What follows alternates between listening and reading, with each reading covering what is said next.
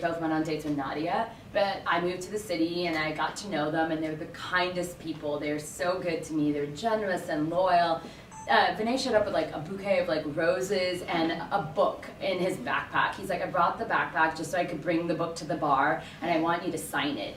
And then Ravi saw like a copy someone had like brought to the bar, like my friend who threw the party for me last night, and he's like, can I buy that from her? And she's like, yeah, I have a couple of copies at home, you want me to buy it? And he like whipped out a pen and was like, can you sign it for me? Can you imagine? These people are my cheerleaders. They're like my support system. Like I could call on them for anything. And why? I didn't even know them when we taped the show. I didn't even meet them until a year and a half later. But there's something that bonds us all, and I think that's really special. Yeah, absolutely. You speak about how, you know, this journey has certainly had its ups and downs. Yeah. You know, there were moments where you were vilified in the press. There were moments where you met some of your best friends today. Mm-hmm. You spent thousands of dollars. You ended up quitting your job as a lawyer at an insurance brokerage firm. Yeah. Would you do this again? 100%. 110%.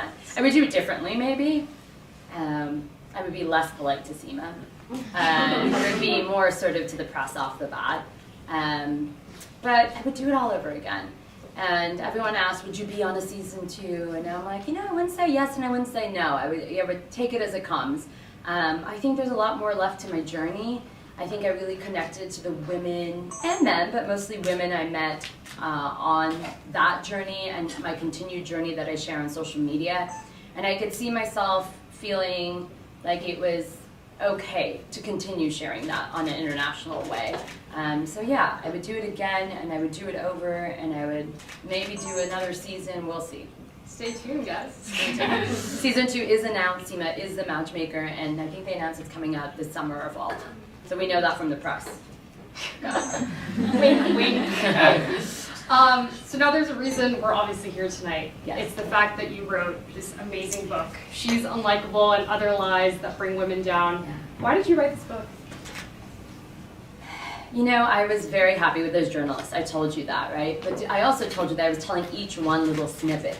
And I thought, what if I could tell the whole story, my story, but also the story of how I got here? I mean, when the show first came out, it's crazy to see those little insights on Instagram, another thing I didn't know about before.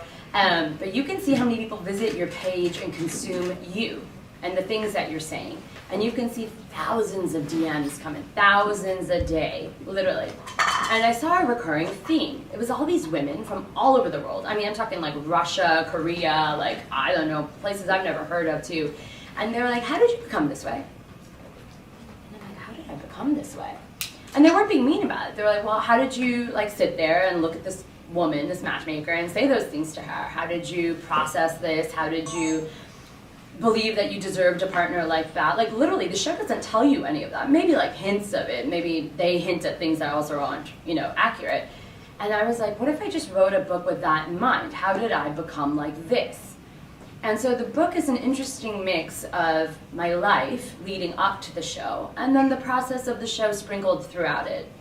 And I think it's important to do that because it's then my story. It's my story starting from a very young age. Yeah. It's my story about my great-grandmother. It's my story about my autoimmune condition and what it's like to have a chronic illness. It's my story about why I moved to New York City one day in my mid-30s with no job and no real friends here. Hi, Liz, you were my friend here. I had a friend here. But I was like, I didn't know anyone. I didn't have a job. I didn't have an idea what I was doing. Why? And so the book was written to answer those questions. I wonder if many of those women may never read the book, but I think it needed to be out there.